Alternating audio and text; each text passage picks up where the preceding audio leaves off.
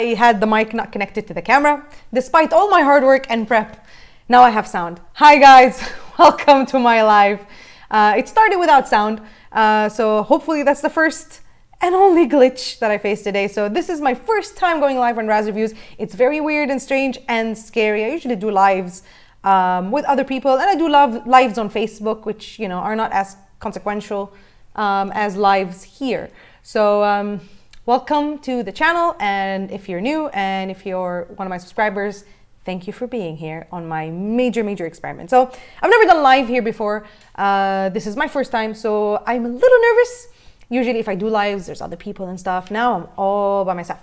But it's the time of the corona, and we are all stuck at home. I'm stuck at home on quarantine. All of you should stay home and be safe. So I thought, hey, why not try to do something cool? I can't really shoot my reviews because, people are separated. My videographer, Neo, his camera and him are away in another emirate. We can't get to each other, so we can't actually shoot the reviews.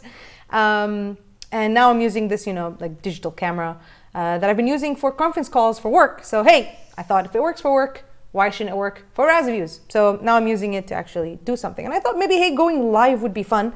I thought maybe I'd do something engaging rather than just shoot a review with a bad camera. I thought maybe I could do this movie club. The idea came from like a book club, but for movies, where we pick a movie, we watch it together. It's something to get us all to do something together while we're at home. It's a good time to watch movies since we're sitting at home and not doing much. And I thought, yeah, and then we'll do a discussion. And I've never done this. Usually I do the review. There are very specific things I talk about, a general overview. I avoid spoilers. But I thought, hey, I can do it like more of an analysis. And I also thought instead of shooting a very long video of an analysis, maybe I can do it live and I can have discussions with you guys in the stream. There is a bit of a delay. There is a bit of a lag. I'll keep checking the comments, and I'll try to talk to you guys as much as possible. There is a bit of a delay, so you have to try and make that work. I don't know. It's an experiment. If it works, good. If it doesn't, it doesn't. So far, I have 9 people on. So hi, guys. Again, sorry for opening without sound.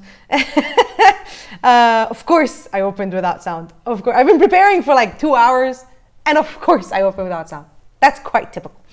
Anyway, so the movie we picked, so if you guys have missed it, I went live on Facebook a few days ago, on Friday, I think, and I put a bunch of movies in a hat. So I picked movies from the top 100 lists, the IMDb top 100, AFI's top 100s, the old one and the new one, and I mixed them in my Uruhara hat, and we picked a movie live. I'm going to do that at the end of this live as well. I'll pick a movie out of the hat. So yeah. Basically, we picked A Clockwork Orange, and I was actually very excited because being a film student, I went to film school, so of course I have this very super cultured film auteur thing in the back of my head, and because of it, I am a big fan of Stanley Kubrick. As crazy as his movies might get for some, he is one of the godfathers of cinema. He is a towering giant over all of us. So any aspiring filmmaker, any film fan must appreciate his work or know his work or at least find it intriguing. I find it fascinating and beautiful and quite inspirational. And A Clockwork Orange is one of my favorite films. We are now in my house, and you can't see it, but my TV has like 2 strips of films on it with all the movies that are inspiring to me. And one of them is A Clockwork Orange. So I haven't seen it in a very long time, actually. I haven't seen it since I was in film school for my master's, and that was about 8 years ago, I think now. God. Anyway, since then, I actually haven't watched it. And it was like, wow, I really like watching this as a complete adult. And it was a completely new experience. And my husband was watching it with me, and he's never actually watched it. So we didn't discuss it. Hey, he should be on the live. He better be in the comments. Okay? And we're going to talk about it. So let me check in with you guys, and I want to actually take a look at the... What do we got? What do we got? We've got a bunch of people here. Hey guys, this is cool. I'm not so lonely anymore. All right. So we have Mark Terry. Hi Mark. We have UE Dragon. Thank you. Sorry guys about the audio. Sorry it wasn't working. You're fine. Plenty of people have done worse. Thanks. I'm assuming that's about the audio glitch. I repeated everything I said, so you guys didn't miss anything. Appreciate the effort. Thanks, Mark. You don't pick Clockwork Orange. Clockwork Orange picks you. That is true, which is one of the themes, right? Free will. We'll talk about it. Cool. I've been dying. That's Ahmed Salman. That's my husband in the comment section. He's there. He gets husband points, cookie points.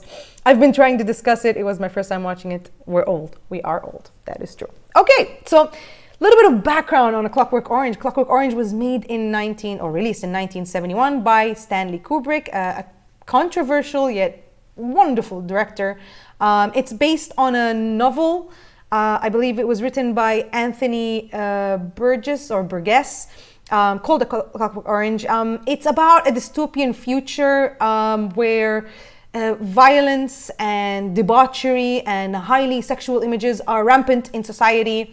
It follows the story of Alex, who basically is a hoodlum. He leads a gang, and he just goes around participating in what he refers to as, what does he call it? Ultra-violence or super-violence or something like that.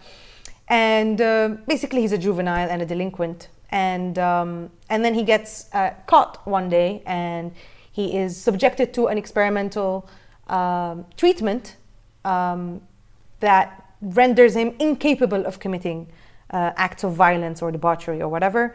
And the story follows him then. And we see how he becomes sort of, not out of his own will, a better person, just forced to be psychologically manipulated, and his free will is taken away from him. Does that make him a better person? Is he evil? Is his society evil? Does somebody like that fit in an evil society? What made him? He is definitely an evil character who has unbelievable violent tendencies. He enjoys it. He revels in it. But then the question becomes, or the movie sort of starts to make us feel bad for him at the same time, and take a look at the society around him, and is it as evil as him? So there's a lot to discuss. Are we doing technical first or philosophy? Yasser is asking. I mean, whatever, we're gonna open it up. I'm gonna talk about a lot of stuff. I'm just giving a bit of a background information. When this film came out, actually, it was very, very, very controversial. For those of you who have seen it, if you guys have seen it for the first time, you'll see that it's actually extremely, extremely graphic. And back in the 70s, people got away with that stuff. But still, this film was actually banned in the UK. I don't think it was even allowed to screen anywhere for like 20 years or maybe 30 or something. And it was very, very controversial. And Kubrick doesn't shy away from throwing things in your face when it comes to violence and really disturbing imagery. The whole film is disturbing. It's full of uncomfortable moments. So he made it. And of course, the production of the film, and I'll talk a little bit about that before I open up the discussion to you guys, because that's where I come in with this kind of stuff. But when it comes to the production of the film, of course, like all of Kubrick's films, as he's known, it was very difficult to make. The original cut, I think, was like 4 hours long, and he had to bring it down. There was a lot of changes from the book. There was a lot of improvising from actors on set. For example, like the famous rape scene where Alex is singing in the rain. That's actually an improvised scene. Because he was shooting it normally, but Kubrick, of course, known to make his actors do multiple takes, 20, 30, hundreds of takes, because he was a crazy person. He was a genius, and I love him, but he was nuts. And he was making Alex repeat it over and over again because he didn't feel like it was crazy enough or odd enough or powerful enough. He felt like it was just regular rape, and he didn't want that. He wanted something ultra violence. That's what he called it, ultra violence. And he wanted something ultra. So he told him to dance. He's like, can you dance? He's like, yeah, but I need music. He's like, well, sing whatever you remember. And it's actually Michael McDowell. Is it Michael McDowell, his name? Am I right? Malcolm McDowell. It's Malcolm McDowell, actually, who, that's the only song he could remember the lyrics to, Singing in the Rain. So they did it, and Kubrick loved it so much, and he went out and he bought the rights to Sing in the Rain. I think he paid like $10,000 for it. So there was a lot of improvising. There was a lot of, Kubrick's crazy style. And when the film came out, it wasn't received as positively as everything else he's done. I mean, he's a controversial director, and a lot of critics can't handle the ultra-violence and the imagery that he does and the controversy. And also, he's a very subtextual director, so he's not very straightforward. And a lot of times you're wondering, what the hell is this movie about? And it doesn't work for everybody, and he's not for everybody, definitely. But there is something there once you start digging deep and looking beneath the surface. So that's overall, you know, A Clockwork Orange. Let's see what we got in the comment section. I'm sorry to say that I hated the explicitity of it, although the idea is really fascinating. That's Mark. Definitely not a comfortable watch. I've avoided it till this week. I'm sorry. I'm sorry. For those of you who are seeing it for the first time, look, I know. If you're not in film school and you're not in that artistic zone and you're just living a normal life, well, our life is not really that normal right now, you know, in the middle of this surreal experience that is coronavirus and this lockdown that most of us are in around the world. I mean, it's quite the time to watch something weird and strange and surreal and out there and dystopian. And I think that was the point, because the 70s and the 60s specifically in America was a very difficult, strange time for them. I speak as a non-American, but from my study of its history and its art history, you know, and it was surreal. And I think he tapped into that surrealism and how absurd life had become for them, become so different from the norms. Because up until the 50s, everything made sense. And then this was cultural and artistic and political revolutions started and things changed. And I think he wanted to shock you. And if you were shocked, I'm sorry. And it is kind of the point. I'm going to try with this discussion with you guys to try and shed a light on what it all means and why it is the way it is and things like that. But I understand if some of you were a little uncomfortable. It is meant to make you uncomfortable. That's the point. It's an experience. Just like any Kubrick film is pretty much an experience.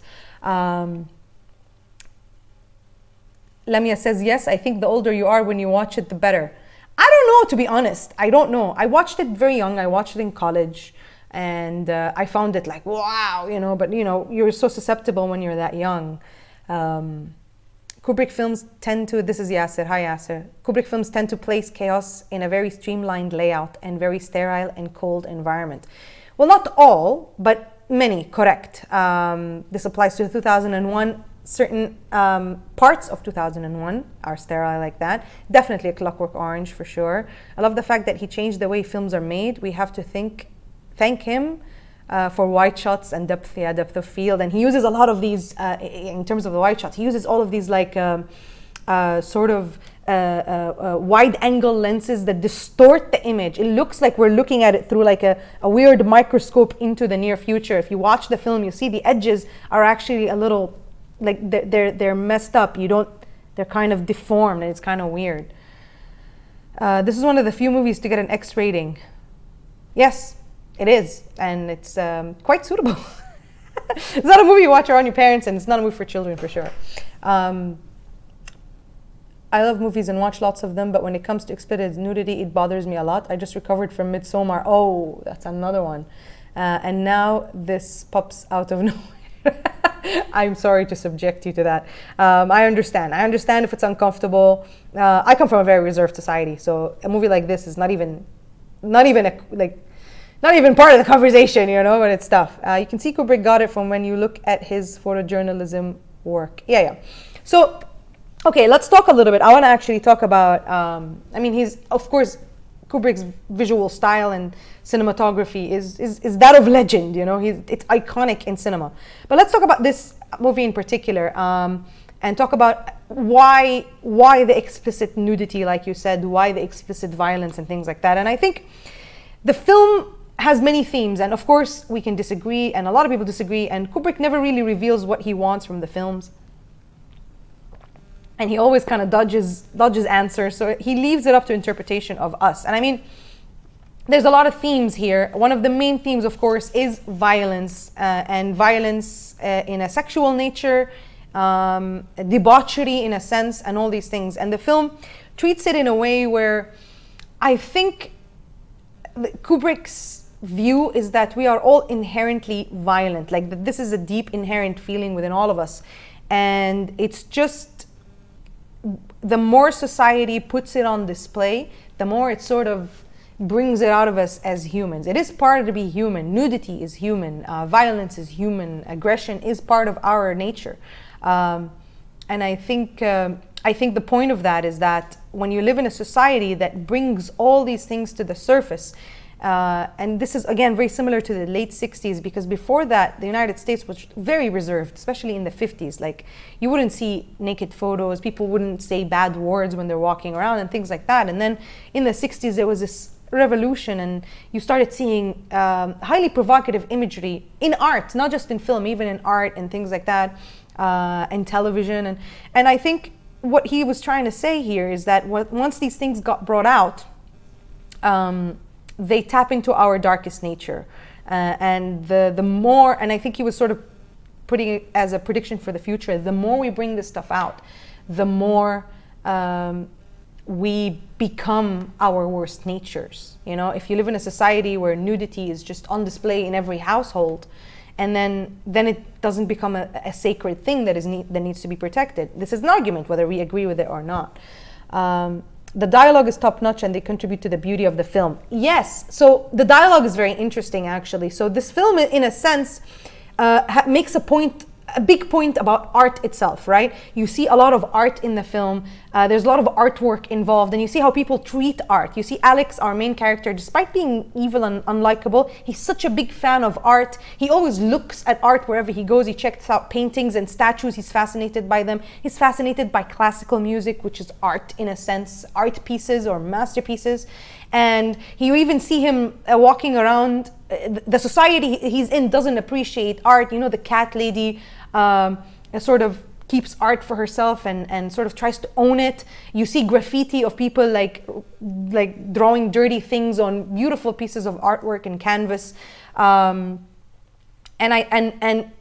literature in terms of art, when we say literature or dialogue or spoken word in terms of art, you can't help but think of Shakespeare, right? And Shakespeare had his own Old English sort of language, and they use that in the film. They use sort of Shakespearean style language that's mixed with Russian, creating a sort of a when Alex speaks, like you see the Groonies, the guys that are with him, they speak like hooligans, like very low class English. They can barely put a sentence together, except Alex is very eloquent, which means just to be violent and just to be a criminal in this world doesn't mean you're not intelligent, doesn't mean you're not cultured. And it's a way to build his character as something fascinating to us, is that he is a criminal, he is evil, but he's also very smart, intelligent, cultured, and well-spoken. And I think that's the point of that language there, is to distinguish him in that use of language from everybody else, like an intellectual, basically. Yasser, I think he also feels that the choice is part of the human experience. We're going to talk about that's the other theme. So freedom of will. We'll get to it. I wanna talk about that once I'm done with violence and stuff like that. But one can't escape order either. For all intents and purposes, the 60s and 70s demonstrated the desire for anarchy. I agree, exactly. It was a chaotic time where things were changing very rapidly, and people were not used to that amount of change in such a short amount of time, and it created like this effect on artists as well. Who do you think the setting of the film is why do you think it's totalitarian? Did he think the West was going in that direction? Neo, hi Neo, videographer, Razz Reviews from another emirate. See, if you were here, you'd be filming this and it would look better. I wouldn't say he's evil, he's absolutely misguided. One of the worst characters in the film are his parents. Yeah. He's an agent for chaos though. Okay, all right, well, okay. So let's talk about, is he evil, is he not? Ahmed, I will come back to whether he's why the totalitarian and the governmental control aspect. I'll get to that. That has to do with the other theme I want to discuss, which is free will. But let's talk about the theme of evil, because obviously, definitely, the theme of evil is big in this film. And that's the question. The first couple of scenes are 100% depicting Alex as an evil person. On a very regular night out, he engages in acts of violence towards homeless people, excessive rape and gang fights, right? And he even turns on his friends in a sense. So in the beginning of the film, at least, Kubrick introduces him definitely as an evil character, and Malcolm McDowell definitely plays him that way. But here's the question. The movie then starts posing the question of morality, right? Morality and evil. That if you lack morals, then you're an evil person. That's at least the very shallow argument that is made, right? But then he starts digging deeper while we get to know Alex more and more by seeing the people around him. Technically, everybody in this movie is evil, right? Nobody here is free from blame or free from sin. The word sin is repeated a lot, the term. Alex is evil because he enjoys violence, he revels in it, he loves it, he does bad things, right? But he knows it, right? He knows that what he's doing is bad, and he doesn't pretend, while everybody else does the same thing and probably enjoys the same things Alex does, but they all hide it, and they all do bad things for their own gains, right?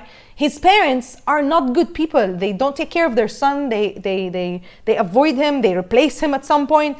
His parole officer, the system that's supposed to reform him before he even goes to prison, sexually molests him right then and there, right? He is an evil person. He seems to enjoy his suffering, right? Enjoy violence towards him. When he's captured and those guys at the station, they all beat him up, and they're talking about him like, we're beating you up because you're bad and you're evil, but like, they're doing it because they're enjoying it. Him spitting at his face, he's doing it not because it helps society, not because it saves society from Alex or somebody like him. It's because he enjoys it, because deep down inside, he is an Alex. Except the only difference is that Alex is upfront about it. Alex is honest about the evil within him, which again, I feel like Kubrick always sort of hints that being evil is part of being human, or at least being human is being transparent about it, being aware of it, not like a monkey or like a sheep, right?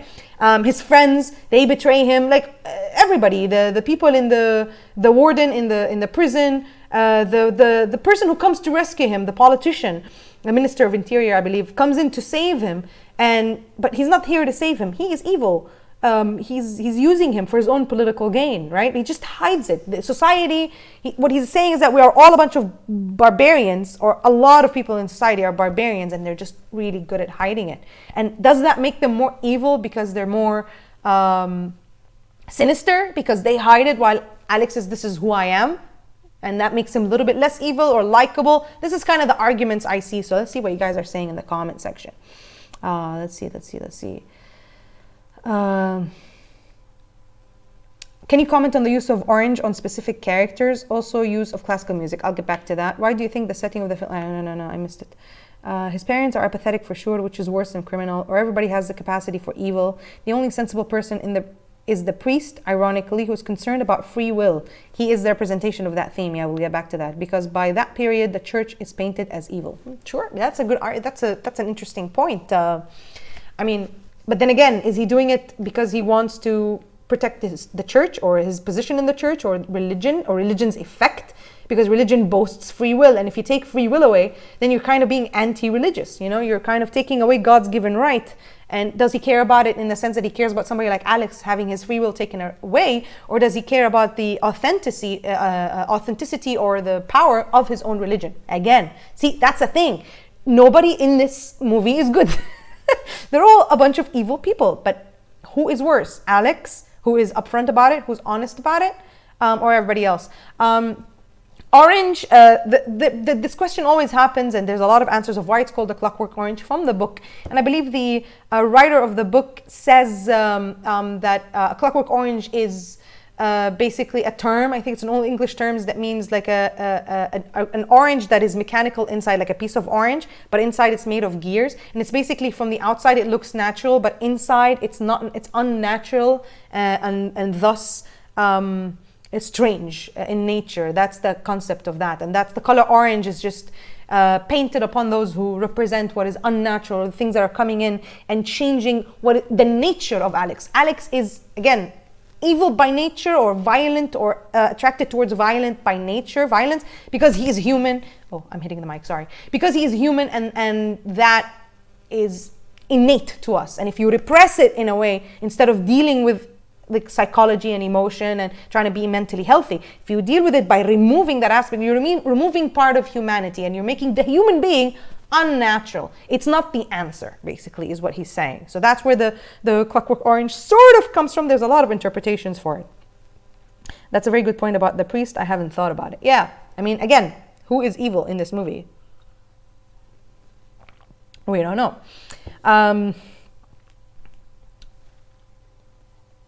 Missed the beginning of the chat. Hi, Neo X-Fire. I don't know who that is. Hey, it's okay. I mean, look, this will go up, and you can go back, and we're still in the beginning. I don't know how long we've been live, but we're still in the beginning, so no worries. Yeah. So humans are unnatural, maybe. Maybe. I think what he's saying is that there are that we are not as clean and pristine as we think we are, right? Or as we try to pretend to be. Deep down, we all have these really disgusting, horrible, violent, aggressive urges, and that trying to deny them denies part of our humanity. I think that's what it means. Alex had good manners. He did. The characters are all very self-centered for sure and opportunistic. They all help Alex in order to confirm their own ideas. Exactly, that is correct. Yeah. So, but Alex, again, is the only person who is actually just honest about what he wants and honest about who he is and doesn't really use anybody in the film. He's the only person who, he's self-serving, but not at the expense of others. So maybe that makes him better, or does it? Again, these are questions that are up in the air. Let's go talk. I want to talk now about the next theme. So we talked about evil. I'm just looking at my notes because I have notes. Just to make sure I don't forget anything. We talked about violence and we talked about evil. But I noticed the specific characters, doctors, the guy in the wheelchair in the end, all wear orange at certain peak moments for Alex in the film. I wonder why that is. Again, because they are people who are involved in the, shall we say, the dehumanization of Alex. I mean, the doctors and the nurses change him, right? They all are participating in this big change in him, changing him and gearing him towards what society believes is acceptable, which is not something naturally existing, right? And then he comes in at the end of the day and he's trying to change him back in order to save him from his free will. Sorry. And yeah, so they represent that mechanic, the mechanic that is sort of turning him into that. And they're evil in a sense. I feel like they're painted, basically. They're just painted by the same brush.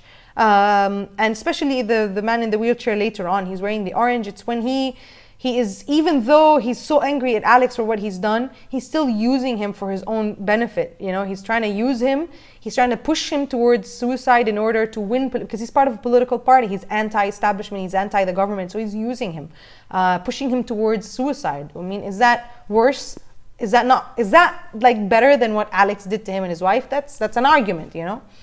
One of my absolute favorite things in the film is how Kubrick associates music to specific memories for characters, like Singing in the Rain, the rape sequence, Beethoven, Alex's warped psyche. Yeah, of course. Music is a big part of it. Alex's love for music is a big part of his personality. And again, it's because I believe he's making a point here that Alex is more human than everybody around him. The world that he lives in is sort of devoid of humanity, right? It's a dystopian future where there's no art. I mean, what is human, right? Human is what does it mean to be human? Well, if you look biblically, what it means to be human, it's to have free will, right? Biblically speaking, as opposed to animals or sheep, as he calls them, right? We are violent and we are lustful, right? As humans, we chase after pleasure, unlike any other animals. Animals don't do things for pleasure. They don't commit violence for pleasure. They commit violence because in order to survive. We are the only creatures, as far as we know, that commit violence or that go hunt deer, not to eat it, just because it feels good, right? And that's 2. And then 3 is our creativity in art. Animals are not artistic. They don't create music. They don't create paintings, you know. Forget what you see about the elephants in Thailand, but like generally speaking, you know, they're not artistic. They're not creative. So those 3 things are in the film because the film is a commentary on humanity and human nature and how the future that he believes they're heading towards, the totalitarian future, is ripping or removing that humanity of us, turning us into sheep or turning us into machine that can be controlled by a totalitarian government. So Alex enjoys all these things, the things that are so human, the violence, the lust, the art, the music, right? That's why they're so prevalent in the film.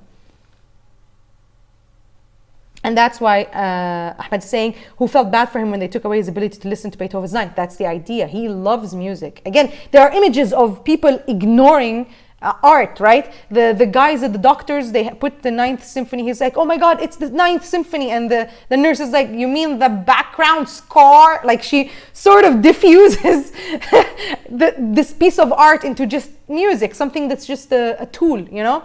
Again, there's like when he's sitting with his goons, there's a big image of like this wall artwork of men standing around, and then you see this like dirty graffiti on it, just so that society itself has turned its back on art, which is again part of being human. So art, violence and lust and pleasure. And thirdly, free will, which I want to talk about thirdly. Let's see what's going on. What was surprising for me was how submissive this is in... I'm not going to read your names, guys, because like I'm going to mess them up. What was surprising to me was how submissive Alex seemed towards authority. I thought he was being ironic at first, but then I wasn't so sure. That's interesting. I mean, he is polite, I guess. I don't know, that's something to think about. Submissive towards authority. I mean, I think he was, when he was in the prison, I interpreted him being like that just so he can, survive, so he can get out and be in good graces. And I've been really good, right? Please get me out of here. He's just trying to get out. I felt like that's what he was doing. He was just playing the game. Something to think about, really. Good point. Who else felt bad for him who took the ability? Yeah, we said that. Again, it's a persona that Alex has which adapts to the situation he's in. Yeah, Neo's saying that. I agree. A Clockwork Orange can be a reference for the Joker in terms of development of the character going through pain and suffering by society. Yeah, sure. He is an agent of chaos, for sure, and he revels in it. He enjoys it. Human nature. It's human nature for people to adapt to the people around them. Yeah, adaptability. Alex appears evil when he is with his groupies. When he's authority, he becomes submissive. Yeah, sure. Just like how Alex is being conditioned in the Ludovician lab, every other character is also getting conditioned to different tunes. Like the writer with the homeless man, the folk song. Yeah, sure. Yeah, the use of music, sure, on that level is very connected to the characters and to their mental state and to their psyche, for sure. I love all the tracking shots in the movie and the juvenile reference through milk. Yeah, it's milk laced with drugs, but yeah, that they're all immature, sort of. Even when the movie plays Beethoven, it plays a weird kitsch version of the music. He just wanted to be free, so he did whatever it takes. Yeah, okay, cool. Guys, this is fun. I like it. Okay, this is fun. This was not a bad idea. Okay, so let me move on now to talking about free will. So we talked about the art and how it's part of humanity, and being stripped away from it is being stripped of part of humanity, and it's important. And he feels like society is turning its back on art as a higher art form, as a higher mental form of our own humanity and your own human capabilities to evil and violence and debauchery, and how when it's on display, we become desensitized to it. I hate that word. No editing, it's live. You're doing well. Thanks, Giovanni. Okay. So there's that. Now let's talk about free will. Water break. So again, I felt like Alex when watching this movie. This movie takes psychological toll. Yeah, definitely. It's an experience, and like right after, you're like, you feel like you're tired. It's exhausting, right? Okay. Freedom of will. Free will, let's say. The third thing that makes us human, that separates us from animals. And biblically and religiously speaking, it's a God-given right in some religions. Okay. So obviously, on the surface, textually, the film is about how Alex does not reform by his own choice, right? That he doesn't choose not to commit violence. They make it a point to hear his humble narration telling us that what he wants to do to the woman, what he wants to do to people, but that's being taken away from him because of the whatever blockers they put in his head. So he's not making a choice, he's forced. So that takes away freedom of will. And the concept of sin is referenced a lot. And again, as you know, religiously speaking, man is created, or like the earth, if you think of the biblically and in Christianity and religiously speaking, humanity was created with the original sin, and the original sin was made by literally free will. God gave Adam and Eve the freedom to choose whether or not to take the forbidden apple, the forbidden fruit, and then they do take it, and then we are created, or the earth is created, or whatever, and they're cast out from heaven. Think about it that way. So it is an integral part of what makes us human. And he feels that the way that this society functions, and that within the future, like Ahmed was commenting, with moving towards a totalitarian regime, is the concept of removing people's will. And Kubrick is arguing with A Clockwork Orange is that you're turning us into a Clockwork Orange. We are human outside, flesh and bone. But if you take our free will, we're machines inside. We are strange creatures. We are no longer organic creatures. That's at least the thing. Neo says, I have a perspective of the film I want to share. Please bear with me up. Sure.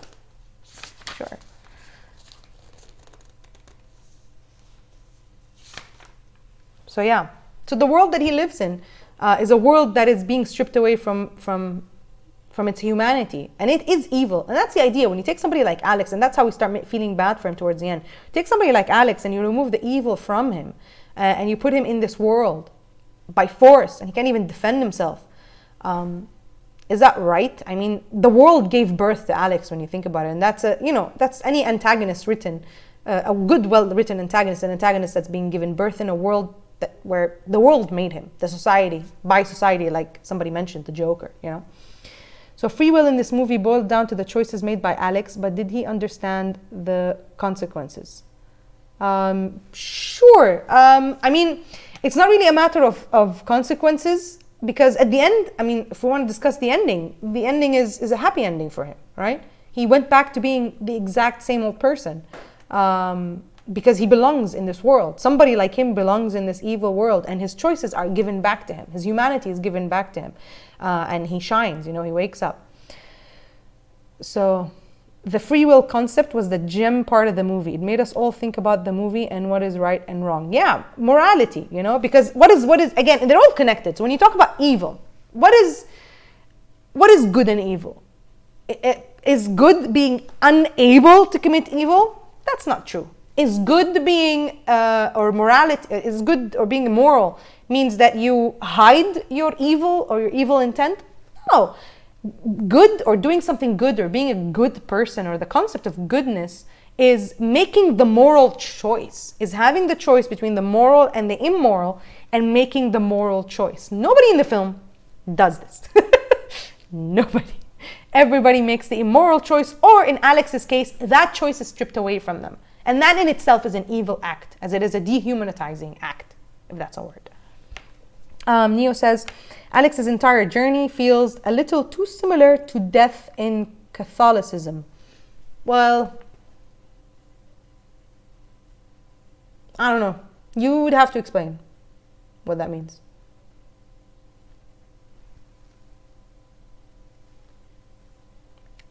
Yasser. Also, a theme here, which is a speculation. There is no way the world can survive without elements of chaos to motivate morality. Sure. I would argue that the world cannot survive without elements of violence and aggression and maybe a little bit of evil. You can't create an evil-less society. You can't create a white, clean, pristine, milk-like society. You can't. It's just, then we're a Clockwork Orange. We are unnatural. This is a part of who we are. It's in, he even, when he reads the Bible, he gets taken away from all the violent images of the society he lives in, and he's inside a room with the Bible, the book, and he manages to find violence in there and enjoy it, because it's such an integral part of our society, even since back in those days. You can't take it out, you can't remove it. Neil, Alex, beginning of the film, is sinful, which is a sinful person on earth. When he's in prison, he's sort of like purgatory. After that, he goes out into literal hell of a world, and after he's paid his dues, he gets a happy ending, sort of. Okay, I see that.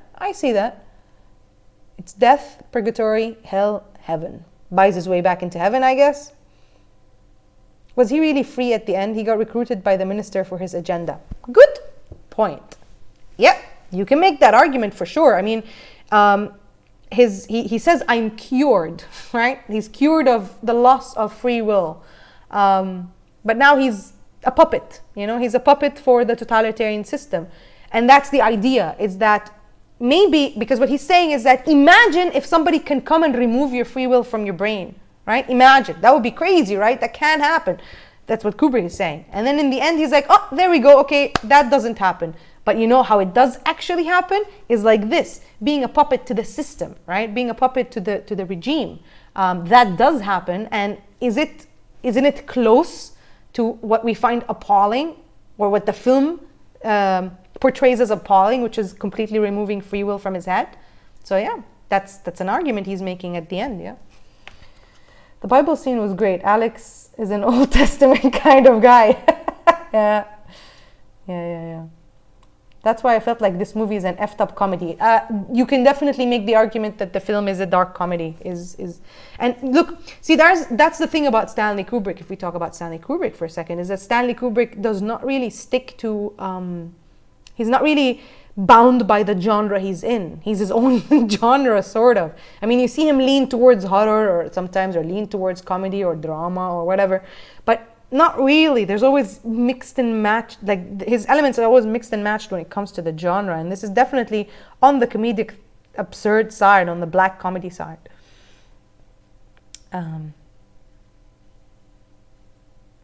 Very true. There was no escaping the machine, Big Brother 1984. Yeah. The movie got an X rating on its first release, then it got an R rating later on. Yeah, and when it first came out, it was actually blocked from a lot of theaters. It was not allowed. To be publicly screened in a lot of places. What else we got?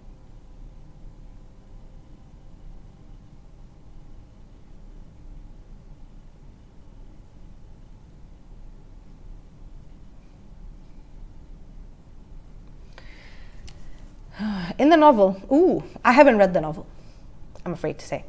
I haven't. In the novel, Alex's last name was never revealed, while in the film, his name is the Large, due to Alex calling himself Alexander the Large in the Yes, Alexander the Large in the novel. And you know, by the way, when you think about his name, Alex, I believe that the name, the basic, like many of the basic elements that are missing in his world are in him, that makes his world less human or devoid of humanity. I didn't understand the ending part. Is there an explanation for its philosophical ending? Can you talk about how they shot the scene where his eyes are being pinned? Was that real? Okay. Anyone read the novel? Is it worth checking out? Somebody just said, the UAE Dragon said that he has read the novel. So there you go. Can we talk about Easter eggs? I caught one which I never did see during the first of. Well, the Easter egg that I know the most is 2001, when he goes into the record store to meet the two women. We see the 2001 under the thing. What did you say? Easter egg. That's a lot of things. The ending. Okay. The ending. I mean, the ending. Look, the ending is very. Again, we've been discussing it. The ending is, it is open. Yep, the 2001. Yeah. The ending is a little open. I have a lot to answer, so I'm just gonna go back and have some water. I keep forgetting to have water. Okay. So let's go back a little bit. Let's talk about how some of the scenes were shot. Yes. So the scene with what's his name, with Malcolm McDowell, that is real. It was shot like that. They did put pins in his eyes, and the person that was actually putting droplets on his eyelids is a real doctor that was making sure that his eyes are not too dry. So that is correct. Yeah. So he did take anesthesia, though. I recall he had anesthesia because it was way too uncomfortable. So the area around his eyes were numb, but his cornea did actually get scratched in the process. So there you go. So that happened. What else? What are the Easter eggs? I actually can't remember. I should point those out from now on. But yeah, it is filmed real. Yeah, and there was a doctor there, and yeah. Is it true that Malcolm McDowell wasn't given a gig after this movie for a while due to association with this film? That's a rumor. I mean, there's no way to confirm that. But yeah, some people said that because he was portrayed in such a overtly, he was sort of not typecast, but he was such an iconic role, and this happens a lot with any actors in iconic roles. When the film came out, it gave people, you guys were a little uncomfortable watching it. Some of you have watched it for the first time, but when it came out, people were like, "Oh my God, what is this?" They were very much against it, and I think it wasn't mainstream, and then he couldn't get any mainstream roles because he's associated with this really what people perceived as a repulsive movie or a very uncomfortable movie and an uncomfortable role. But it's a rumor, you know. You don't know these things. It's talk. I don't know. I didn't work there. I wasn't around then as a producer. Like, I don't know.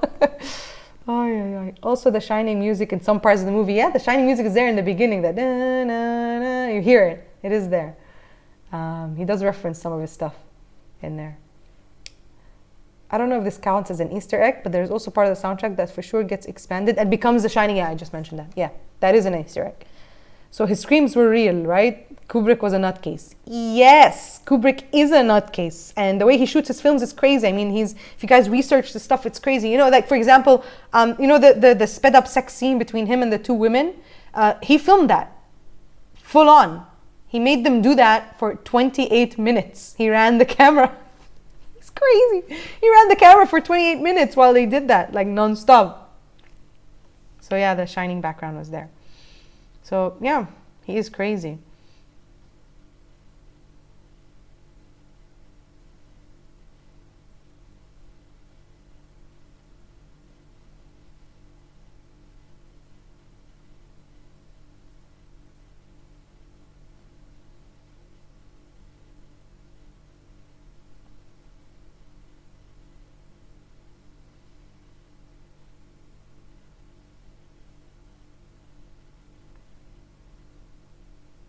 Let me see. What do we got? Can you explain the ending and what it means if there's an explanation from it? That's Mark Terry. No one can get away with that in the day and age. No, Kubrick's a genius and a nutcase all in one. That is true. Well, okay. Let's talk a little bit about the ending. I mean, the ending of the film is open to interpretation. Basically, a society that Alex dwells in, which is this evil, cold, kind of deformed society, right, that he's in. A society like that cannot possibly reform him, right? He's not reformed at all. Nobody can be reformed. And the idea is that, okay, let's say you reform somebody. Let's say you reform somebody properly, a good person. And you put a good person, again, the whole film shows us that nobody in this movie is good. Nobody in this society is good. They are all evil. The parents are evil. The government is evil. The policemen are evil. The homeless people in the street are evil. Everybody is bad. So if you reform somebody and you put them there, what's going to happen to them? They're going to get destroyed, because the solution to a problem like Alex is not to fix Alex, it's to fix the society that he is within. Because otherwise, you need somebody like Alex is natural, right? He's not the Clockwork Orange, he's the natural part of this world. That's the meaning of it. So in the end, the Minister of the Interior, in order to gain, political approval from people who he's manipulating and taking away their free will, uses Alex as his own personal pawn. And Alex goes back to his mischievous ways with approval. He gets his free will back, sort of, right? And he can do whatever he wants. And because that's what's natural in the world that he is living in the world that he is created by. That's sort of, again, this is my own personal interpretation. I could be like nuts, What do you think? I want to hear from you, Mark, because you find it confusing. What do you think the ending is about for you? Lemia says, I think that it means that he wasn't reformed after all. Well, yeah, you can say that for sure. The theme changes towards the end. Can you talk about that? I felt the film was mainly about human nature, and then it became how effed up the system is. I get that it's nature of man, Well, I don't think the theme changes. I think the themes that are moving on throughout the film are because sort of a commentary on society. I mean, that's everything I've been discussing. So the themes going on forward are as follows, right? Humanity. And by humanity, meaning the elements of human nature that are within Alex that represent the darkest side of us, right? Our free will is a dark side to humanity. The fact that we are capable. When you say, how can somebody be capable of rape? How can somebody be capable of this crime? The fact that we're all capable. What makes a criminal as a human being, biologically speaking, different from a non-criminal? Nothing. Just where he grew up, the society he's in, it made him that way. So our capability of doing horrible, horrible things, mixed with our concept of what's pleasurable, whether that violence for pleasure or sex for pleasure, is two things. Free will, to be able to do that for these kinds of returns, makes us evil by nature. So those three things combined create one of the core elements of what it is to be human. And the film does not change. I disagree with you. I don't think the film changes theme at all. That's the theme. And that's the theme in Alex and his behavior in the film. And it's like looking at him through a microscope and then sort of expanding the picture into the entire world that he's living in, to see that these elements that are true about him are actually true about everything around him. And that's why he is like that, because he is part of the big picture. He's part of the big puzzle. I think there's also the aspect of the past catching up with you. Even if Alex changed, his friends and people he wronged won't let him change. That is true. I mean, you can argue about, there's a lot. Look, it's a Kubrick movie. There's a lot. You can also say that he just does talk about the criminal justice system and its inability to reform criminals, even if in our day and time. Because once somebody is in jail, do they go there? Do they actually go there to get better? A lot of people who go to jail innocent or maybe not that horrible end up being in like the most horrible congregation of criminals, that it makes them worse. They come out of jail worse, and they cannot really melt back into civilized society. And even if they do, even if they reform, let's say a really bad criminal goes into jail and they're reformed and they come out, you know how people treat people who come out of prison? Who do you know that has come out of prison? You know what I mean? Like there's a stigma around them.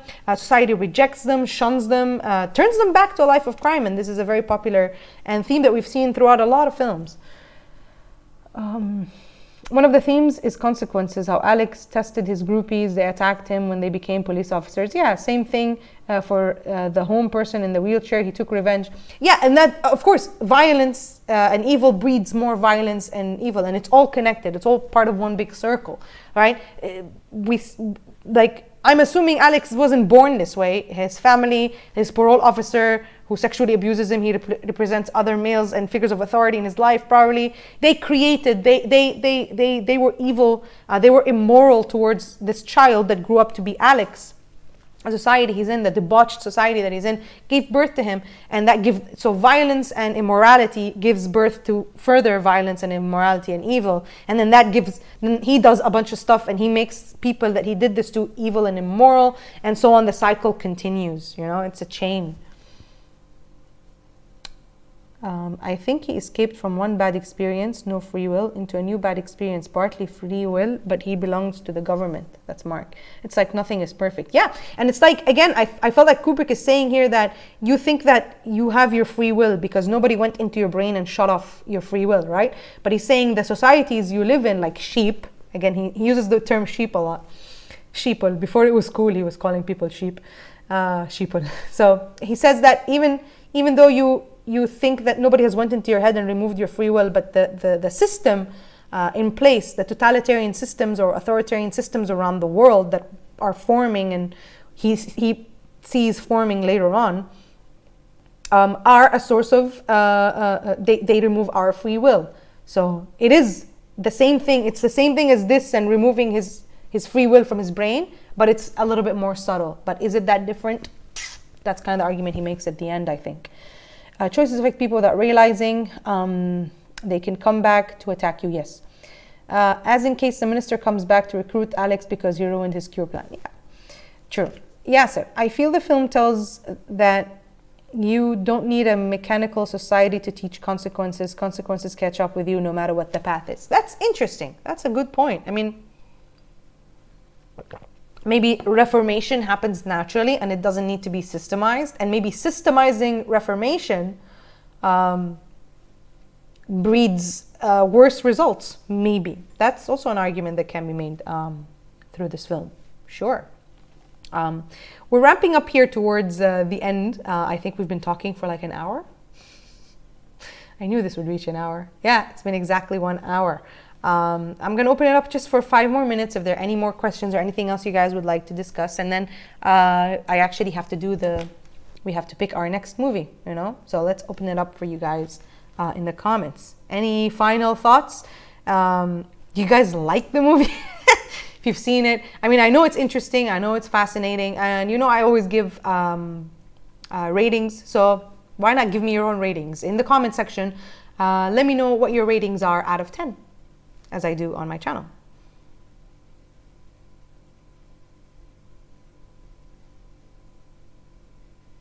So give me your ratings for the film.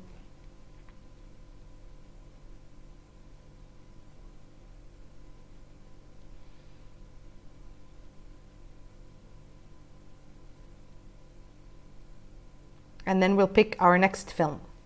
And overall, this is a really fun experience. Thank you guys for actually joining me. I like it. You know. Let me see. He's definitely commenting, that's Yasser, he's definitely commenting on Western civilization, self-congratulation, nations of freedom, that they are no different than totalitarian ones. Yep, absolutely. Yeah. What about the meta commentary? Can you elaborate? I don't know, what do you mean by the meta commentary? I think one of his greatest movies, 8 out of 10. That's Neo X-Wire. Neo, Apelian. One of the coolest bits was when Alex is sitting in the middle of the minister and the priest, sort of like an angel and devil on his shoulders. Yeah. There's a lot of biblical imagery in this film, for sure. Being on the cross and all this. Yeah, for sure, that's there. Ironic that at the end his salvation is through the minister. Yeah, there you go. But I cannot go through it again. I get it. It's not an everyday movie. It's not a chill afternoon rewatch. No. Rewatchability is definitely in question for some of this. For films like this, you know, high concept, high artistic films, for sure, are not as rewatchable as, you know, normal mainstream stuff. Definitely of respect. Can't give it less than a 9. This movie defined not just film storytelling, but design. Yeah, visually, I mean, the production design. Oh my God.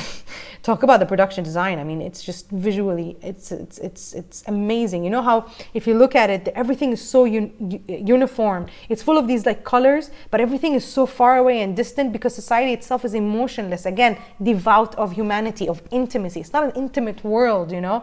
Alex is always walking through tight places and then he goes into these big open spaces, and that's why you see like these big wide shots of just everything is so far apart. Kind of like now we are in Corona, you know, social distancing, social isolation, you know, it's there because in a future dystopian world, it's not an intimate world, it's not a family unit, it's not brothers and sisters and friends, it's everybody is kept in a distance and it's a lonely world. And it's that there visually in the production design and the sets. I hope the coming movie is a lot better. I'm sorry, Mark, you didn't like it. I mean, it's interesting at least. Alex is forced to watch violent movies to cure himself of violence in a violent movie. Sure, yeah, it is definitely very, very meta. And he does, you know, he says, there's a quote in there where he says, when he's looking at the violent movies, he says, like, it's really funny how violence seems more real in movies than it does in real life, which is also a super meta commentary on the fact that people are so, like, appalled at the, like, and at the portrayal of violence in films and Kubrick films as well, when it's not real, you know, it's not what it really looks like, but people believe that it's real, you know, when you video them on the screen. I'll go with 6 out of 10. Okay, all right. I've seen it like 6 times. I love it. I encourage watching it over and over, but that's just me. What's your rating? Give us your rating. I like how people can't watch the Joker over and over. Is it like how people can't watch the Joker over and over? Sure. Well, we talked about watching this for a while. I'm glad you gave us a push. Well, you're welcome. Okay. All right. Okay. So are you guys ready for our next movie? Let's do it. Okay. Let's take a look at what we got here. Okay. All right. What are we gonna watch? I have a lot of dirt in here. Did you all give me your ratings? Give me your ratings while I pick a movie. Okay.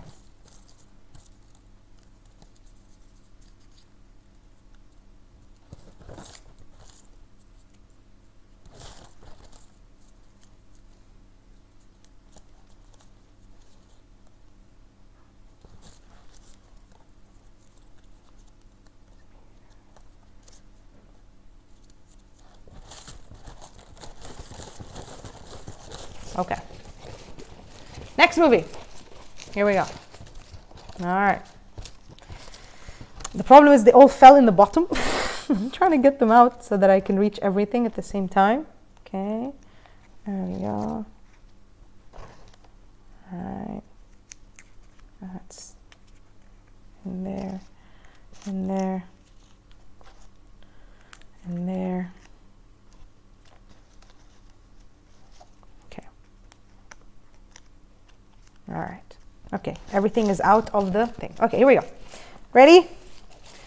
Next is going to be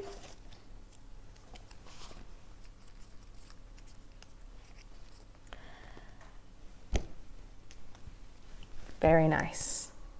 Can you guys see this? Can you guys see what that is? Focus, focus.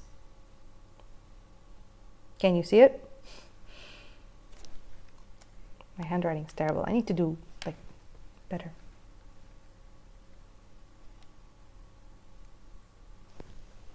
Trying to get it in focus. There we go. See what that is? Yep. Boom! Children of Men. Fantastic movie. That's what we're watching next.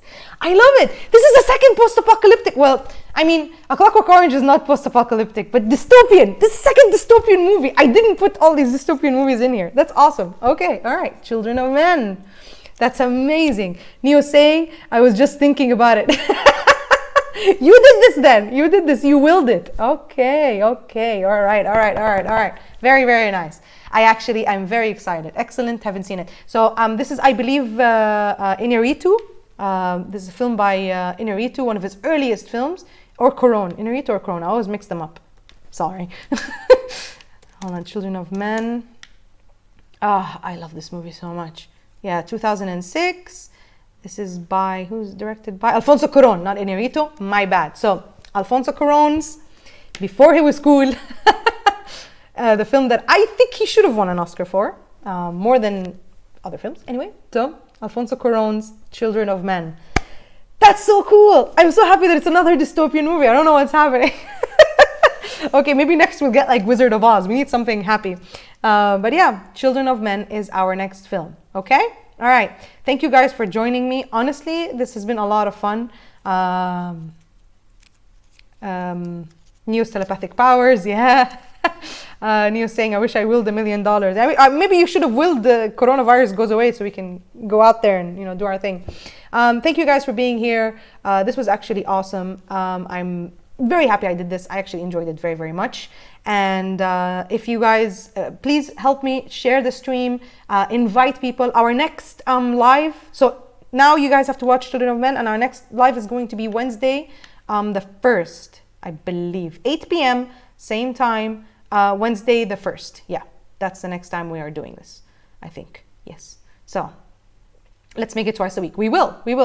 Yeah, that's what we're doing. Please share, help me get people to subscribe to the channel, for the love of God. I have no engagement. I'm dying.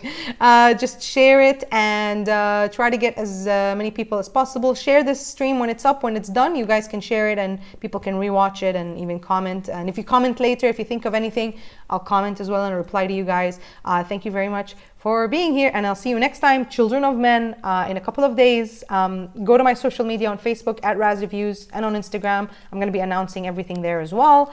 And I'll see you guys around. And thank you and bye. See ya.